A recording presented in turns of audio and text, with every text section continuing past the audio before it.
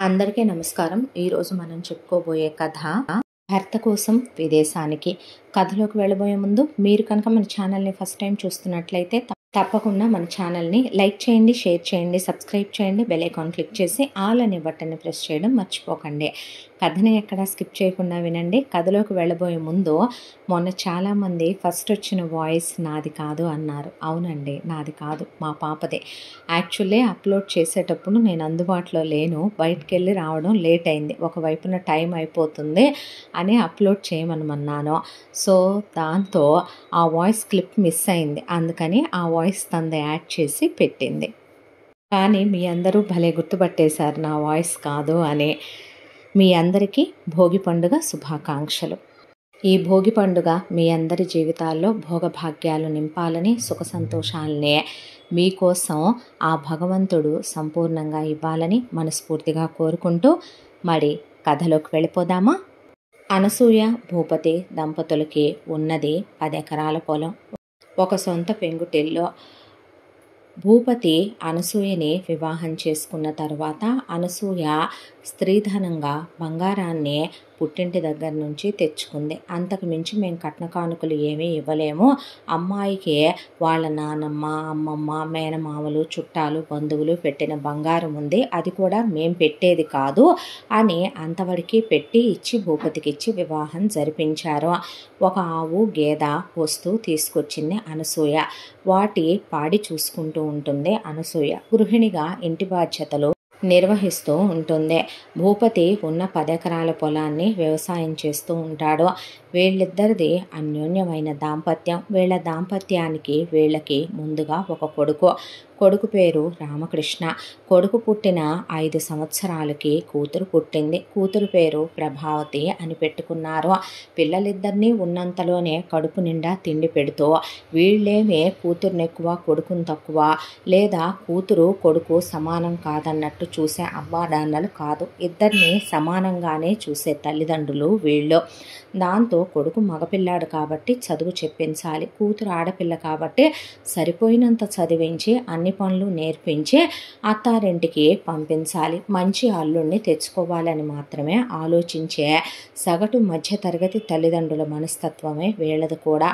కాలచక్ర ప్రవాహంలో రోజులు గడిచిపోతూ Ramakrishna degree final ఎగ్జామ్స్కి వచ్చాడు. అయిపోయిన తర్వాత నేను గవర్నమెంట్ ఎగ్జామ్స్కి రాసుకొని గవర్నమెంట్ ఉద్యోగం తెచ్చుకుంటాను అని అమ్మా నాన్నలకి చెప్పాడు. అలాగేనయ్యా అనే మాటల్లో మాటగా ఒక మాట అన్నది అనసూయ. నాకు ఉన్న బంగారం నేను పుట్టింటి దగ్గర నుంచి తెచ్చుకుంది 150 తులాలు, మీ నానమ్మ నాకు పెట్టింది 50 తులాలు, వెరసి 200 తులాలు బంగారం ఉంది.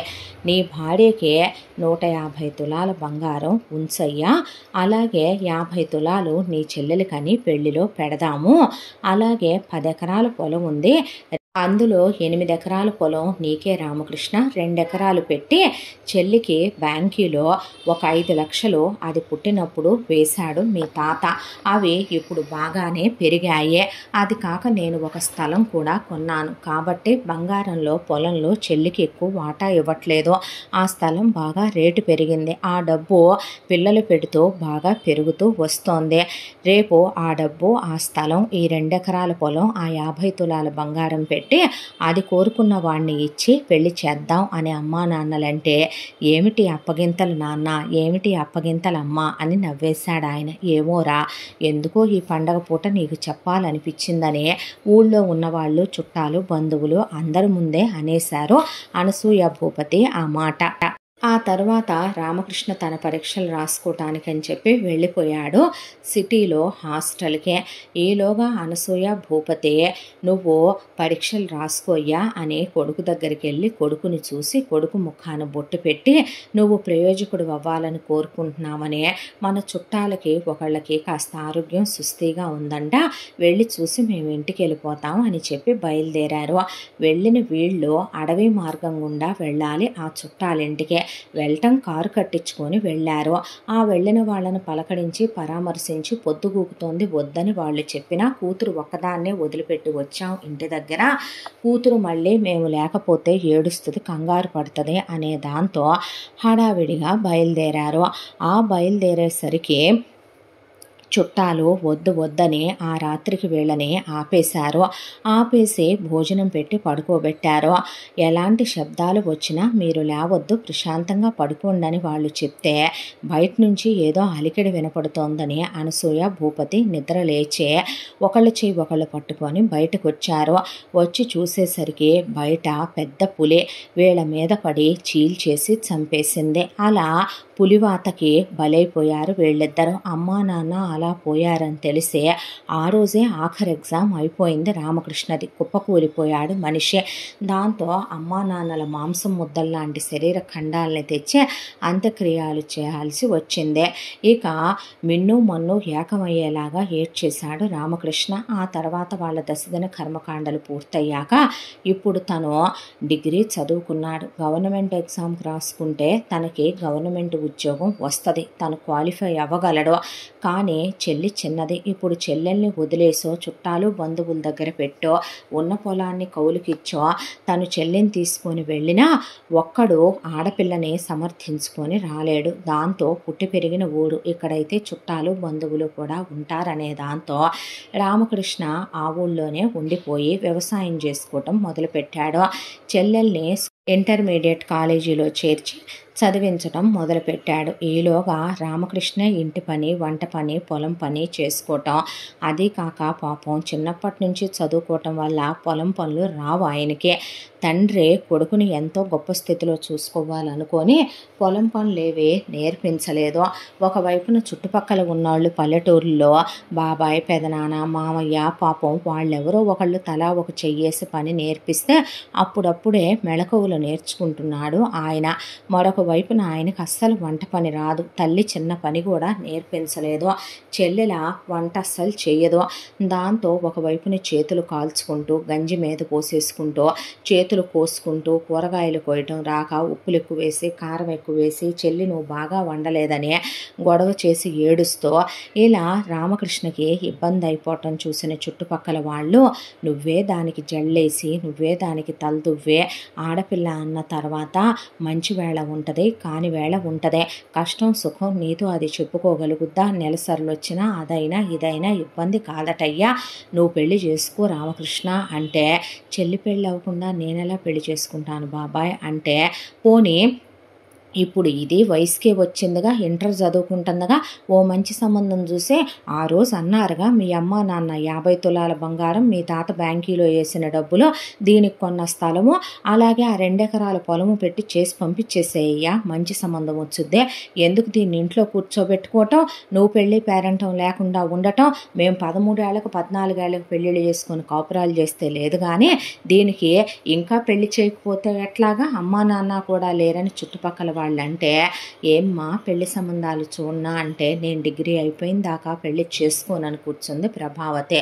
మూతి మీద వాత పెట్టేవాళ్ళు లేక దాన్ని అడుగుతావేంట్రా అంటే నా సుఖం కోసం దాని చదువు ఆపేసి దానికి పెళ్లి చేసి పంపించలేను, నాకు అమ్మా నాన్నల తర్వాత మిగిలింది అదొక్కటే కదా, చిన్నప్పటి నుంచి చెల్లంటే నాకు పంచ ప్రాణాలు, దాన్ని గుండెల మీద నడిపించుకుంటూ పెంచాను, నేను ఎత్తుకుని ఆడించుకున్నాను, నేను ఉప్పెక్కించుకొని దానికి ఇంత కష్టం కలగకుండా పెంచుకొచ్చుకున్నాము, ఇవాళ మా కోసమనే దానికి ఇష్టం లేని దాంట్లోకి తోసేయలేనంటే సరేరా నీ మాట కాదు దాని మాట కాదు మా మాటగా నువ్వు చేసుకో, అయితే ఇప్పుడు ఆడమనిషి వచ్చిందనుకో ఆ ఆవుల్ని గేదెల్ని చూసుకోవటానికి పాడి చేయటానికి కావాలి, ఈ పిల్లని మంచి చెడు పట్టించుకోవటానికి కావాలి, ఇప్పుడే ఇంటర్ అనే కాలేజీలో చేర్చావు, తోకలు పెరిగే రోజులు ఇయ్యే, ప్రేమాయణాలు సాగించిన అమ్మా నాన్నలు లేరని అదుపు తప్పిన ఈటయాల్లోనే చేస్తూ ఉంటారు, ప్రతి నెల నెలసరి వస్తుందా లేదా ఏమైనా తప్పులు జరుగుతున్నాయా అనే పిల్లల్ని గమనించుకునే రోజులు ఇయ్యే, మనం చూసుకోవాలి అబ్బాయి,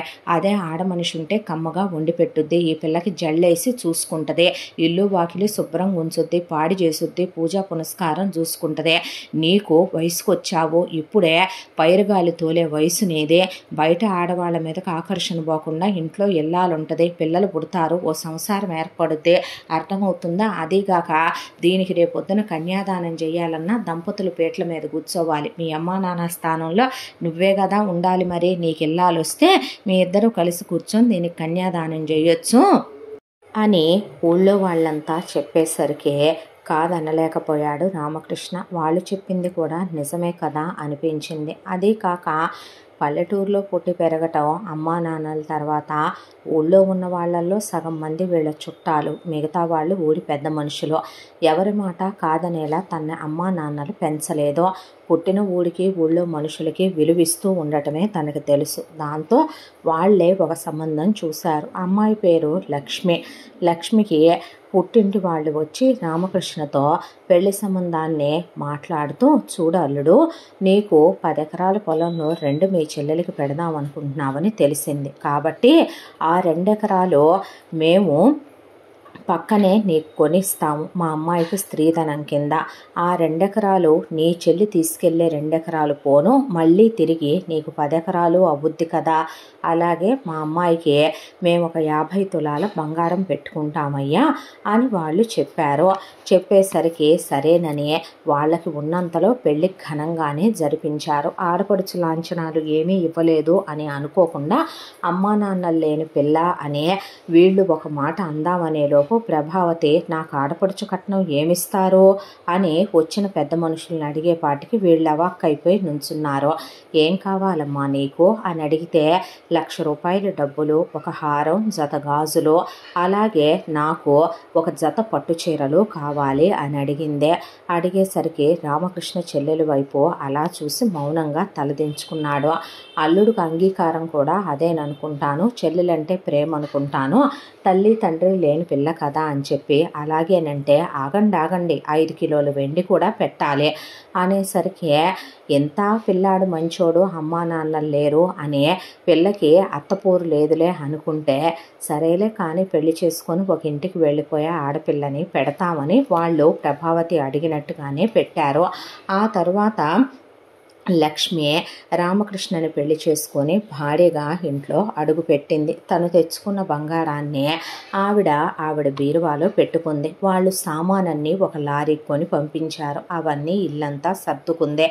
ఆ తరువాత భర్తకి తగిన ఇల్లాలు, పొద్దున్నే లేస్తదే, ఇల్లు వాకిలి శుభ్రంగా చిమ్ముకొని, పని మనుషులు లేరు, ఆడపడుచు పనులు చేయదు, చక్కగా ఇంటి ముందు పేడ కళ్ళాపి కొట్టి చక్కగా రంగవల్లికలో అందంగా పెట్టుద్ది. ఆ తర్వాత స్నానం చేసి శుభ్రంగా దేవుడి దగ్గర పూజ చేసుకొని, తులసి కోట దగ్గర దీపం పెట్టుకొని, గడపకి పసుపు రాసి కుంకుమ బొట్లు పెట్టి తోరణాలు కట్టి చక్కగా ఇల్లంతా ఊడ్చి మాపు పెట్టుకొచ్చేసుకొని పొయ్యి రాజేసి కమ్మగా 2 రకాల టిఫిన్లు వండుద్దే.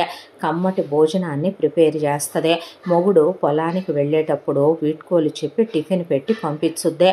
మధ్యాహ్నం భోజనానికి వచ్చినప్పుడు భర్తకి వడ్డించి పక్కనే కూర్చొని మాటలు చెప్తూ తింటదే. ఆ తర్వాత సాయంత్రం వేడివేడిగా స్నాక్స్, రాత్రికి కమ్మటి భోజనం. ఆ తర్వాత తల్లో పూలు పెట్టుకొని రాత్రి అయ్యేసరికి శృంగార దేవతలాగా మొగుణ్ణి మురిపించి మరిపిస్తుంది. చాలా మంచిదే. ఒక ఇల్లాలికి ఉండాల్సిన లక్షణాలన్నీ లక్ష్మికి ఉంటాయి. ఇంటి పని చేసుకోవటం, వంట పని చేసుకోవటం, అంట్లు తోముకోవటం, బట్టలు ఉతుక్కోవటం, ఇల్లు ఉడుచుకోవటం. ఒకవైపున ఒకానొక రోజున అనసూయ తీసుకొచ్చిన ఒక ఆవు, ఒక గేద, ఇప్పుడు 5 ఆవులు 5 గేదెలు ఉన్నాయి దూడలుగాక. వాటన్నిటి దగ్గర పని మనిషి కూడా, జీతగాడు కూడా లేకుండా ఒక్కటే చేసుకొచ్చేసి పాలవి పిండేసి వాటిని వచ్చిన పాల వాళ్ళకి పోసి ప్రతి నెల లెక్క చూసి డబ్బులు తీసుకొని భర్త చేతిలో పెట్టుద్ది లక్ష్మి. ఇంట్లో ఏదీ తక్కువ కానివ్వకుండా చూసుద్ది. ఆడపడుచును పొద్దున్నే నిద్ర లేపి, తల్లి లేని పిల్ల కదా అని మొగుడికి చెల్లెలంటే చాలా ఇష్టమని లక్ష్మి గ్రహించింది. దాంతోనే పెళ్లి చేసుకొని వెళ్ళిపోయే ఆడపడుచుతో ఆవిడకి డిస్కషన్స్ పెట్టుకునే అలవాటు, గొడవలు పెట్టుకునే అలవాటు, ఆర్గ్యుమెంట్లు పెట్టుకునే అలవాటు లేదు. దాంతోనే భర్త కన్నా 5 ఏళ్ళు చిన్నదంటే లక్ష్మి కూడా భర్త కన్నా 4 ఏళ్ళు చిన్నదే, ఆడపడుచు కన్నా సంవత్సరమే పెద్దదే. అయినప్పటికీ వదిన అనే పెద్దరికం ఒకటి ఉంటుంది కాబట్టి ఆవిడ పొద్దున్నే నిద్ర లేపి బ్రష్ మీద పేస్ట్ వేసిస్తే లక్ష్మి అప్పుడు బ్రష్ చేసుకొని కాలకృత్యాలు తీర్చుకొని వచ్చాక వేడి నీళ్లు పెడితే స్నానం చేస్తూ వదిన వీపు రుద్దవా, వదిన తలంటు పోయివా అని పిలుస్తుంది. ఆ తర్వాత వదిన గోళ్ళరంగేవా, వదిన జడ ఇలా అలా అని వేయించుకొని తల్లో పూలు పెట్టించుకొని ఆ తర్వాత పుస్తకాలు సర్దుకొని టిఫిను తినిపించవా వదిన అని తిన్న తర్వాత బాక్స్ తీసుకొని కాలేజీకి వెళ్ళొద్దే. టైంకి కాలేజీకి వెళుతోందా, వస్తోందా, మధ్యలో వెర్రి వేషాలు ఏమైనా వేస్తోందా, అడ్డమైన వాళ్ళతో స్నేహాలు చేస్తోందా, ప్రతి నెల పీరియడ్స్ కరెక్ట్గానే వస్తున్నాయా, అంతా పద్ధతిగానే ఉందా, ఆడపడుచు నడవడిక విధానం ప్రతిదీ చూసుకుంటూ ఒక ఇంటి ఇల్లాలుగా లక్ష్మి తన బాధ్యతగా నిర్వర్తిస్తూ వస్తోంది. రామకృష్ణ మనసు కాస్త ప్రశాంతపడిందే. 10 ఎకరాలు తనకున్న పొలం, పైన ఉన్న 2 ఎకరాలు ఆ మామగారు కొనిచ్చిన పొలం బాగా పండుతున్నాయి. దానికి తోడు ప్రశాంతంగా ఇంటి ఇల్లాలుగా లక్ష్మి అన్నీ చూసుకుంటోంది. వీళ్ళకి వెంటనే పిల్లలు కలగలేదు.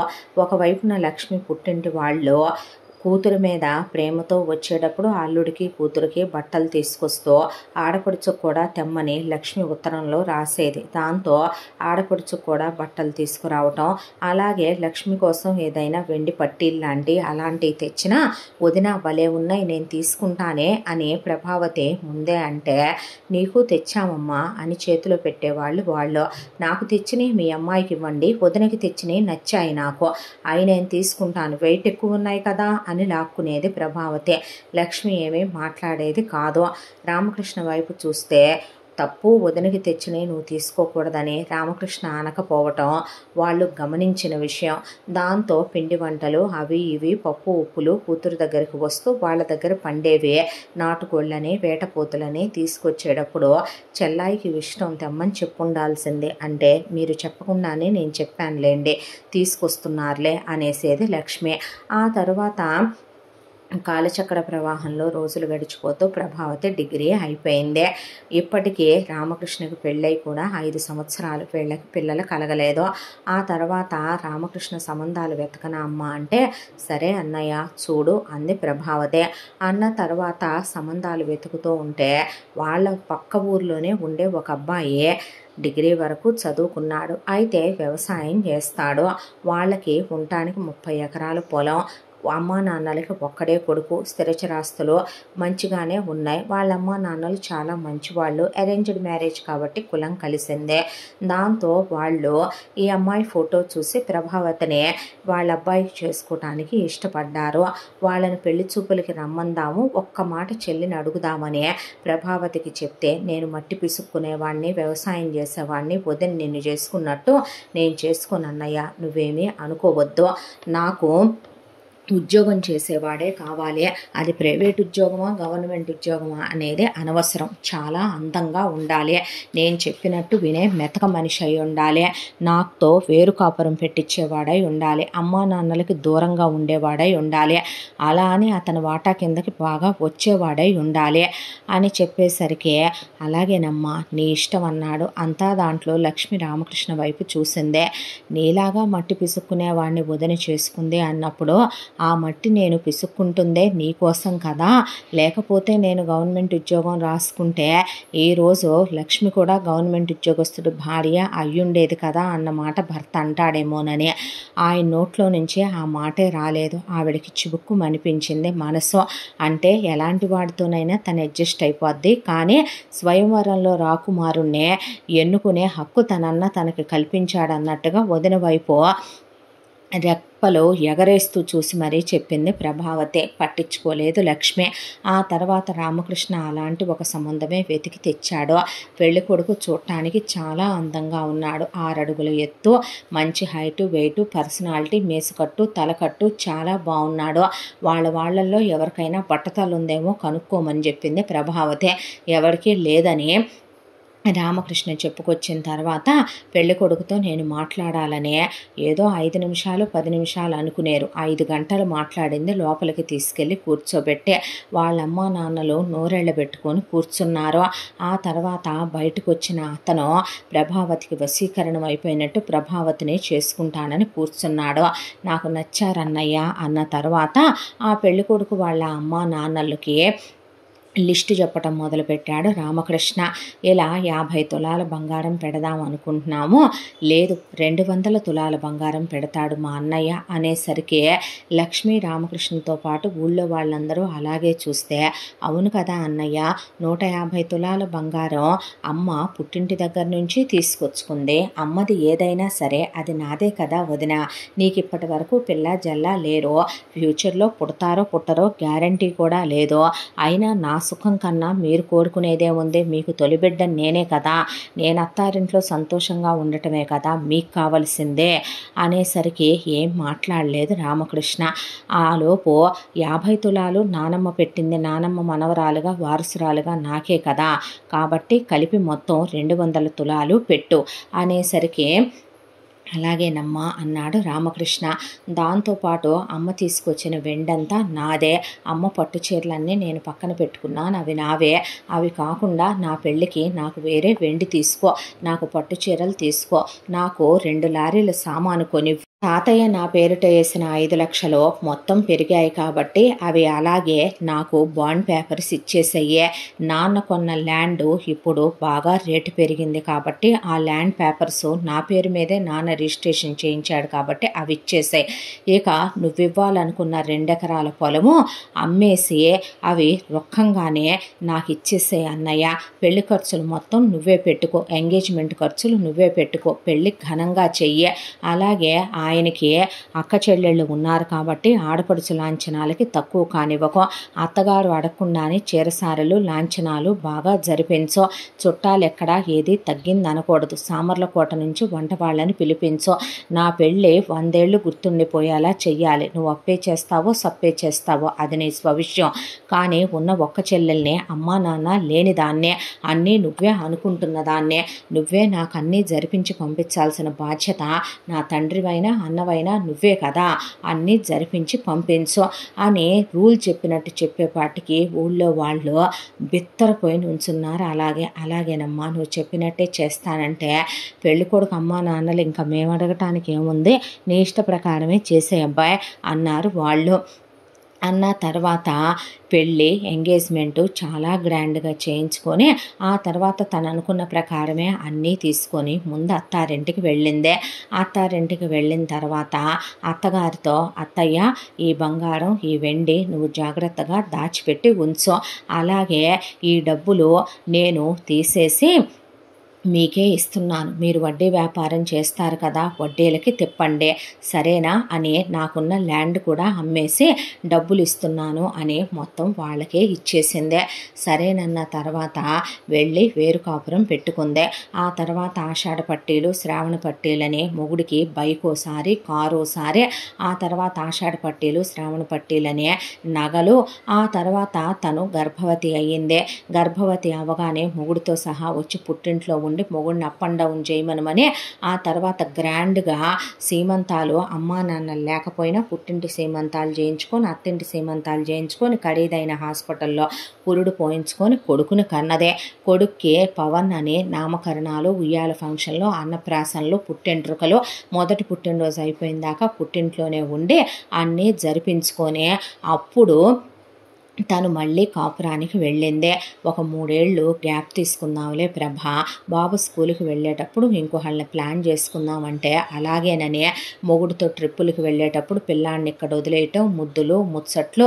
ఇక పిల్లాడిని అత్తారింటి దగ్గర వదిలితే వాళ్ళు సరిగ్గా చూడరేమోనని నువ్వెటు గొడ్రాలువో పిల్లల్ని కంటావో తెలియదుగా వదిన, మా పిల్లాడిని బాగా పెంచని ఇక్కడ పడేసి వెళ్ళొస్తూ ఉండేదే. ఇలా రోజులు గడిచిపోతూ పిల్లాడికి 3 ఏళ్ల వయసు వచ్చేసరికి లక్ష్మి గర్భవతి అయ్యింది. గర్భవతి అయిందని లక్ష్మి పుట్టింటి వాళ్ళు చాలా ఆనందపడ్డారు.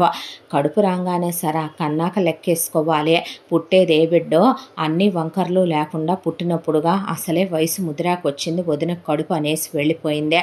ఆ తర్వాత లక్ష్మికి వాళ్ళ పుట్టింటి వాళ్ళు సీమంతాలు జరిపించి మా అమ్మా నాన్న లేరని రామకృష్ణ సైలెంట్ అయిపోయాడు.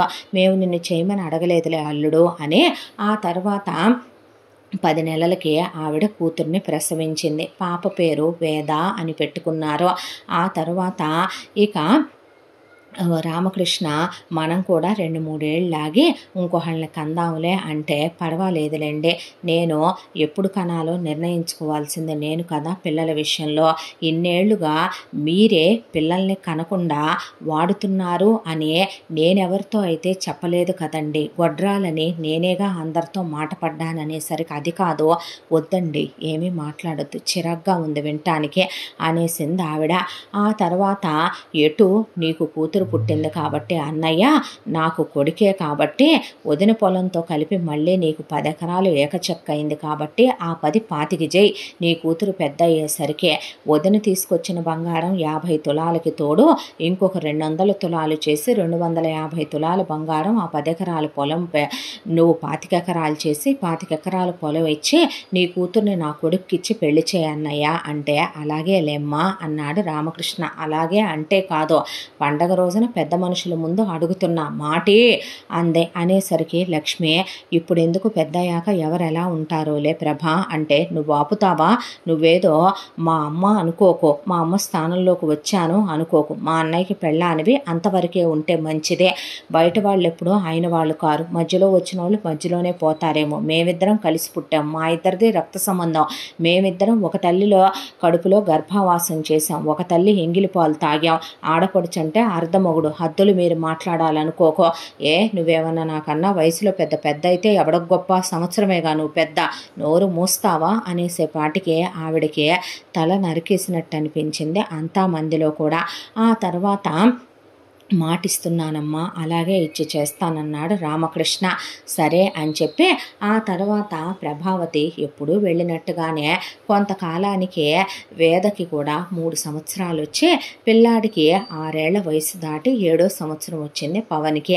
పిల్లాడిని నీ దగ్గర ఉంచుకొని నువ్వు చూడు, మేము ట్రిప్పుకు వెళుతున్నామని మొగుడుతో కలిసి ట్రిప్పుకు వెళ్ళి అక్కడ మొగుడిని ఫాస్ట్గా డ్రైవ్ చేయమని డ్రైవ్ చేసేటప్పుడు మొగుడిని గట్టిగా ముద్దు పెట్టుకునేసరికి మైమరిచి పోయిన మొగుడు ఎలా పడితే అలా కారు డ్రైవ్ చేసి కారు పెద్ద యాక్సిడెంట్కి గురైంది. అక్కడికక్కడే ప్రభావతి భర్త కన్ను మూశాడు. కొన ఊపిరితో ఉన్న ప్రభావతి రామకృష్ణ కబురు చేయమంటే గుండెలు బాధేసుకుంటూ మనిషి నెట్ట నిలువున మొదలు నరికిన చెట్ల కుప్పకూలిపోయి హాస్పిటల్ దగ్గరికి వెళ్ళేసరికి పెద్ద మనుషులందరినీ తెమ్మన్నావుగమ్మ, తెచ్చానేంటి అనేపాటికి అన్నయ్య వీడి బాధ్యత నువ్వే తీసుకో. మా అత్తింటి వాళ్ళు నా కొడుకునే వాళ్ళు సొంత బిడ్డలా పెంచరు, నా తోడుకోడళ్ళు ఆడపడుచులో. నా కట్నం డబ్బులు మొత్తం బంగారం మొత్తం మా అత్త దగ్గరే ఉంది. మా ఆయనకి వాటా కింద బాగా రావాలి. ఆ మొత్తం నా పిల్లాడికే పెట్టించి నా పిల్లాడిని యువరాజులా పెంచు. వాడు అడిగింది ఏది కాదనకో. ఇదిగో నీ కూతుర్నిచ్చి వాడికి పెళ్లి చేస్తానన్నావు, ఆ మాట మరువద్దే నువ్వు అని చెప్పి ప్రాణాలు వదిలేసిందే. ఆ తర్వాత చెల్లెలి భర్తకి అంత్యక్రియలు, దశదిన కర్మకాండలు, శాంతి పూజలు, హోమాలు ఇవన్నీ అయిపోయిన తర్వాత రామకృష్ణ ఊళ్ళో పెద్ద మనుషుల్ని తీసుకొని వెళ్ళి పిల్లాడిని మనం అడిగితే ఏమంటారోనండి, మగపిల్లాడు మనవడు వారసుడుగా అంది లక్ష్మి. మాకిస్తారా పిల్లాడిని, నేను తీసుకెళ్ళి పెంచుకుంటానన్నాడు రామకృష్ణ. పాడు దరిద్రం, మేమేమీ కావాలనుకోవట్లేదు, దానికి ఎంత బలుపో నీ చెల్లెలకి ఎంత పొగరో, వీడికి ఇంతప్పటి నుంచే మేమెటు గిట్టంలే, తీసుకెళ్ళి నువ్వే పెంచుకుంటావో ఏం చేసుకుంటావో చేసుకో. అయినా వీడి అమ్మే పోయింది, మా కొడుకుని మింగేసిందే, దానికి మదపిచ్చి మగపిచ్చి కాబట్టే వాడిని చవటని వాజమ్మని చేసి కొంగు కట్టేసుకొని తిప్పిందే. ఆ ఎదవ దాన్ని వేసుకొని వెళ్ళటమేందో, ఆ ట్రిప్పుల్లో ఆ ముద్దులు పెట్టుకోవటమేందో, వాడలా కుక్క సాగు సావటమేందో మా రాత కాకపోతే అన్నారు వాళ్ళు. సరేనమ్మా, పిల్లాడి బాధ్యత రామకృష్ణ తీసుకుంటాడు. మరి ప్రభావతికి ఆ రోజు పెళ్లిలో భారీగానే కట్న కానుకలు ముట్టజెప్పి తర్వాత ప్రభావతి పుట్టింటి దగ్గర నుంచి దోచుకెళ్ళింది అనకూడదులే, కానీ బాగానే పెట్టించుకొని వెళ్ళింది కదమ్మా. మరి ఆ మొత్తం మీరు వెనక్కి ఇచ్చేయాలి కదా పిల్లాడికే. అవి మొత్తం రామకృష్ణ హయాంలో ఉండాలి కదా, మీ అబ్బాయి వాటాకి రావాల్సిన ఇవ్వాలి కదా అంటే 5 నయా పైసలు కూడా మా దగ్గర లేవు. అత్యాసతో అది వడ్డీలకి ఇమ్మంది, ఇమ్మన్నాయి మొత్తం వడ్డీలోళ్ళు ఎగ్గొట్టి ఐపీ పెట్టి పారిపోయారు. నగలన్నీ తీసుకెళ్ళి అదే ఏమీ బ్యాంకీలో పెట్టమనలేదు. తాకట్టు కొట్లో తాకట్టు పెట్టి తెచ్చి ఆ డబ్బులు కూడా తిప్పాము. అయ్యి పోయినాయి, నగలు పోయినాయి ఏడిపించుకోక. మేమేం చేయము, మమ్మల్ని అడిగితే మరి మీ అబ్బాయి వాటాకి రావాల్సింది ఇవ్వాలి కదమ్మా, మా అబ్బాయికి ఏముందని వాటాకి రావటానికి, మాకేముందని మేం పెడతానికే, అదేంటండి అంత అన్యాయంగా మాట్లాడతారు, ఇలా మాట్లాడితే మేము ఊరుకోం. ఏందిరా అంత పోయిన దాన్ని వెనకేసుకొచ్చి అంతా అది సస్తా చెప్పిన మాటలకు అంత విలువిచ్చి అడగటానికి వచ్చారు. వీడు మా కొడుకు పుట్టాడా లేకపోతే మీ ఊళ్ళో ఉన్నోళ్ళందరూ దాని ఒంటి మీద తల ఒకడు వెళ్ళి చెయ్యేస్తే ప్రతి రాత్రి పుట్టాడా అనే పాటికి అసలు ఆడదేనా అనకూడదులే. కానీ రామకృష్ణ, నీ చెల్లెలత్త నోట్లో నోరు పెట్టడానికేనా? అబ్బో నీ చెల్లెలత్త ఆడదేనా, నీ చెల్లెలత్త అదేనా ఇదేనా, ఈడి చెల్లెలేమన్నా దేవత, ఈడి చెల్లెలేమన్నా మా కొడుకుని మాతో ఉన్నిచ్చిందా, ఈడి చెల్లెలేమైనా పతివ్రత, వీడి చెల్లెలేం వీడి మీద పడి దోచుకు తినలేదా, ఈడి చెల్లెలేమి ఈడి పెళ్ళాన్ని కాల్చుకు తినలేదా, ఈడి చెల్లెలు అదేమి వీడి చేత ఊడిగాలు చేయించుకోలేదా, ఏదో మేమే ఇదైపోయినట్టు మాట్లాడుతున్నారే, మూసుకొని పోపోండి అవతలకని కుక్కల్ని విదిలించినట్టుగా విదిలించే వీళ్ళని అక్కడి నుంచి గెంటేసేపాటికి పిల్లాడిని చంకకెత్తుకొని ఇంటికి తీసుకొని వచ్చాడు రామకృష్ణ. ఇంతటితో కథ మొదటి భాగం పూర్తి. రెండవ భాగంతో మళ్ళీ కలుసుకుందాం. తప్పకుండా మన ఛానల్ని లైక్ చేయండి, షేర్ చేయండి, సబ్స్క్రైబ్ చేయండి, బెల్ ఐకాన్ క్లిక్ చేసి ఆల్ అనే బటన్ని ప్రెస్ చేయడం మర్చిపోకండి. ఎంత మంచి కథని మనకు అందించిన కథా రచయిత్రి యామిని శ్రీనివాస్ గారు. Thank you so much.